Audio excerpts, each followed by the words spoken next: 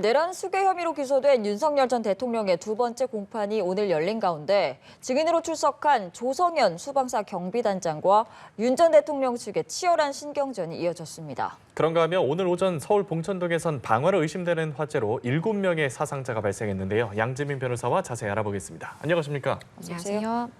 네, 윤석열 전 대통령의 두 번째 재판 조금 전에 종료가 됐는데요. 첫 번째 공판과는 달리 오늘은 사진 촬영, 영상 녹화가 허용이 됐습니다. 우선 이런 배경은 좀 뭐라고 분석을 하고 계시나요?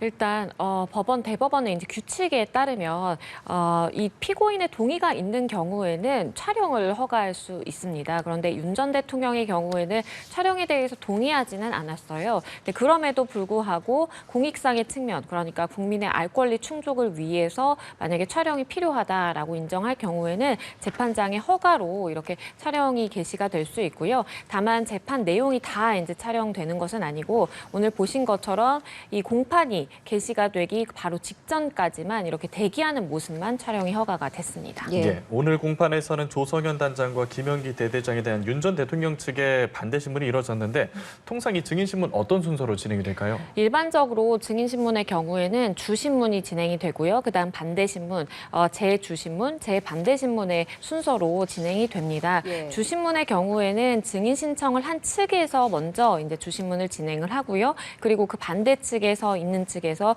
반대 신문을 하게 되는 것입니다. 예. 이 두 명의 오늘 증인의 경우에는 사실 1차 공판 기일에서 주신문만 진행이 되고 종료가 됐어요. 예. 그 이유는 윤 전 대통령 측에서 이제 반대 신문을 하지 않겠다라고 했고 증인 신문의 순서에 대해서 좀 문제 제기를 한 측면이 있다 보니까 반대 신문은 그 다음 기일에 진행하자라고 해서 오늘 2차 공판 기일에 진행이 됐습니다.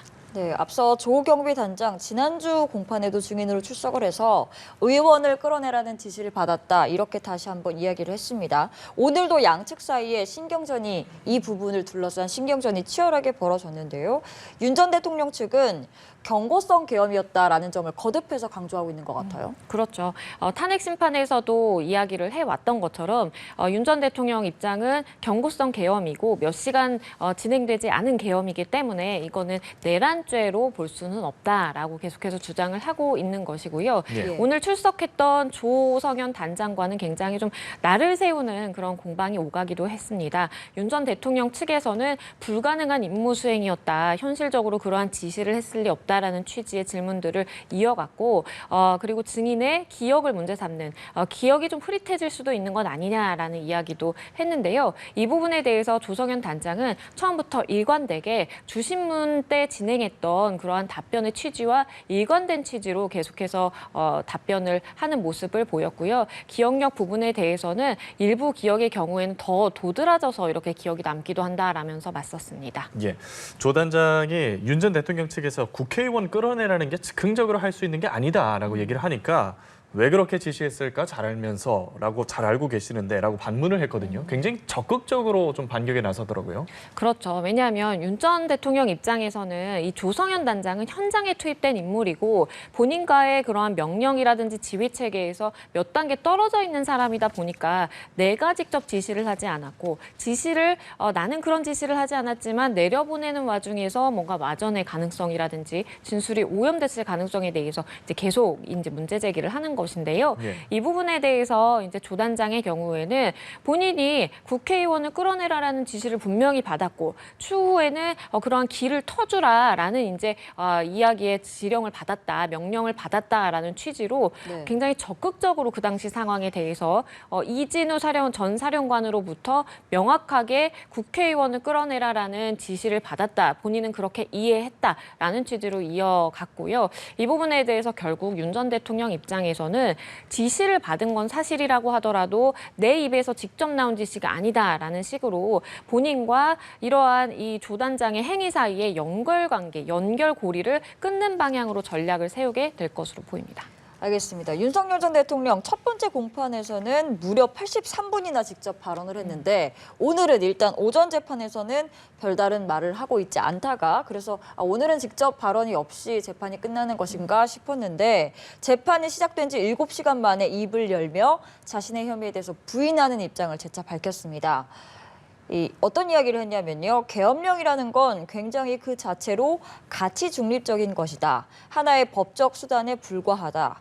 그리고 칼이 있어야 요리도 해먹고 아픈 환자 수술도 한다라는 비유를 사용하면서 계엄의 정당성을 강조하는 모습을 보여줬습니다. 이런 직접 발언들은 사실 그동안 좀 예상할 수 있는 그런 발언이었죠. 그렇죠. 윤 전 대통령 입장에서는 지금은 탄핵 심판이 아니라 이제 형사 재판입니다. 형사 재판에서 본인이 받고 있는 혐의, 내란죄의 우두머리 혐의가 인정되려면 국헌문란의 목적으로 폭동을 일으켜야 됐는데 본인은 계엄 자체가 정당했고 어떤 국헌문란의 목적을 가지고 행한 것이 아니다라고 이제 주장을 해야 되는 그런 상황이다 보니까 계속해서 계엄이 가치 중립적인 것이고 나는 그런 목적으로 국헌문란의 목적으로 행동을 한 것은 아니다라는 취지를 거듭하고 있습니다. 예, 그럼 이 형사 재판은 언제쯤 종료가 될까요? 지금 이번에도 절차에 좀 문제 제기를 하고 있다 보니까 길어질 가능성도 있겠습니까? 맞습니다. 굉장히 장기간 이어질 가능성을 배제할 수 없겠고요. 전례를 비추어 보면 박근혜 전 대통령의 경우에는 1년 정도 소요가 됐고 예. 이명박 전 대통령의 경우에는 6개월 정도 소요가 됐습니다. 일단 윤 전 대통령 측에서 적극적으로 증인 신청이라든지 여러 가지 이제 증인 신문에 임하는 그러한 자세에 따라서 많은 좀 변수가 있을 것으로 보이는데요. 길게는 최장 1년까지도 충분히 예상할 수 있는 그런 사안 아닌가라는 생각이 듭니다. 알겠습니다. 윤석열 전 대통령 재판 이야기는 일단 여기까지 하겠고요. 그리고 오늘 있었던 사건 사고 소식도 살펴보겠습니다. 관악구 봉천동의 한 아파트에 불을 지른 60대 남성이 현장 사망자와 동일인으로 확인이 됐습니다. 경찰 조사가 더 이루어져 봐야 확실한 사실을 알겠지만 지금으로서는 농약 살포기에 기름을 넣어서 방화를 저지른 것으로 추정이 되는 상황인데 유서도 발견이 됐다고 하고요. 어느 정도는 좀 계획된 범죄였다 이렇게 볼 수 있을까요? 계획 범죄로 볼 수밖에 없습니다. 본인이 이제 자택에 유서를 남겼다라는 것 그 자체도 본인은 이러한 계획을 실현하고 이후에는 혹시나 이제 극단적 선택이라든지 이런 것들을 염두에 두고 있었다라고 볼 수밖에 없겠고요. 네. 본인이 거주하는 빌라에 1차적으로 불을 지르고 그다음 아파트로 이동을 해서 정확히 4층에 올라가서 불을 질렀습니다. 예. 이것은 본인이 그 아파트 3층에 거주했었거든요. 그렇기 때문에 모종의 목적을 가지고 정확한 목적성을 가지고 일을 행했다라고 볼 수밖에 없겠고 예. 그것은 나중에 계획범죄다라고 법원 단계에서 인정될 가능성이 높습니다. 연쇄 방화 가능성도 있고 또 범행 동기를 수사 중인데 인근 주민하고 갈등을 겪어왔다고 하더라고요. 맞습니다. 본인이 이제 지난해 말 정도에 저 아파트에서 퇴거를 하게 됐는데 네. 그 전까지 본인은 3층 거주였으니까 4층에 거주하는 입주민과 굉장히 좀 마찰이 있었던 것 같아요. 그래서 실제 폭행 시비가 붙어서 경찰이 출동하는 일도 있었다라고 하고요. 퇴거 전까지 주민들에게 욕설을 한다라든지 뭔가 위협적인 행동을 함으로써 주민들과의 갈등이 좀 심화됐었다라고 합니다. 그러다 보니까 어떠한 목적성을 가지고 저 4층에 내가 불을 지르겠다라는 생각을 가지고 방화를 한 것 아닌가라고 수사기관은 예측하고 있습니다. 네, 굉장히 충격적인 사건인데요. 현재 가장 유력한 용의자는 숨진 상태. 이런 경우에 수사는 어떻게 진행이 되는지 궁금하고 또 이 주민들이 입은 피해라든지 부상자들의 그런 피해 보상은 어떻게 이루어지는 걸까요? 일단은 당사자가 사망한 사건이기 때문에 어떠한 처벌을 할 수는 없습니다. 결국에는 공소권 없음으로 이 사건은 종결이 될 수밖에 없겠고요. 당사자가 사망을 했다 보니까 주변 CCTV라든지 아니면 이런 주민들의 목격담이라든지 이런 것들을 토대로 해서 남성이 고의를 가지고 어디를 들러서 실제 방화를 했다라는 것을 수사기관은 일단 정리를 해낼 수 있겠고요.